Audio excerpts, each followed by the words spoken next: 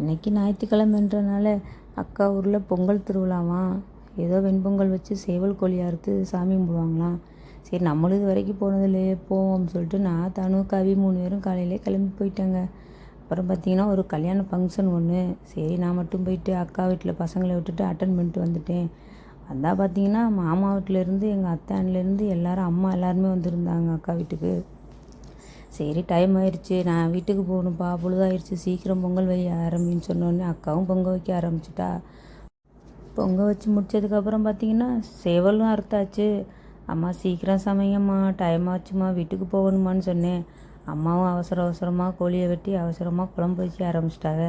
குழம்பும் கொதிச்சிருச்சுங்க. பார்த்தா மீன் குழம்பு வேற வச்சது, மீன் வறுவல் எல்லாமே இருந்துச்சு. சரி நமக்கு சாப்பிட்டு கிளம்பிடுவோன்னு சொல்லிட்டு நானும் சாப்பிட ஆரம்பிச்சிட்டேன். எதை சாப்பிட்றதுனே தெரியலை.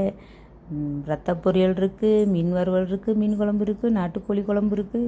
சரி எல்லாத்துலேயும் கொஞ்சம் கொஞ்சம் சாப்பிடுவோன்னு சொல்லிட்டு நானும் கொஞ்சம் கொஞ்சமாக சாப்பிட்டுட்டு நான் கவி எல்லாருமே சாப்பிட்டு சரி டைம் ஆயிடுச்சு, 5:30 மணி ஆயிடுச்சு, வீட்டுக்கு போய் ஆகணுமே இருட்டாகிறதுக்குள்ளேன்ட்டு கிளம்பிட்டோம். அக்கா வீடு பார்த்திங்கன்னா சுற்றி வர தென்னந்தோப்புங்க, தோப்புக்குள்ளே தாங்க வீடு. பார்க்கவே அவ்வளோ அழகாக இருக்கும். அப்படியே ஃபுல்லாக இயற்கை காற்று, அப்படியே வீடே பார்த்திங்கன்னா அப்படியே குழு குழுன்னு இருக்கும். அந்த ஊரே அப்படி தாங்க, ஃபுல்லாகவே தென்னந்தோப்பு தான். சரி வந்து பஸ் ஸ்டாண்ட்லேயே நாங்களும் நின்னோங்க. பஸ் வரவே இல்லை அவ்வளோ நேரம். அப்புறமா ரொம்ப நேரம் கழித்து எங்கள் ஊர் பஸ் வந்துச்சுங்க. நாங்களும் பஸ் ஏறி வந்துட்டோங்க. ரொம்ப நாள் கழித்து இந்த பஸ்ஸில் ட்ராவல் பண்ணது ரொம்ப சந்தோஷமாக இருந்துச்சு.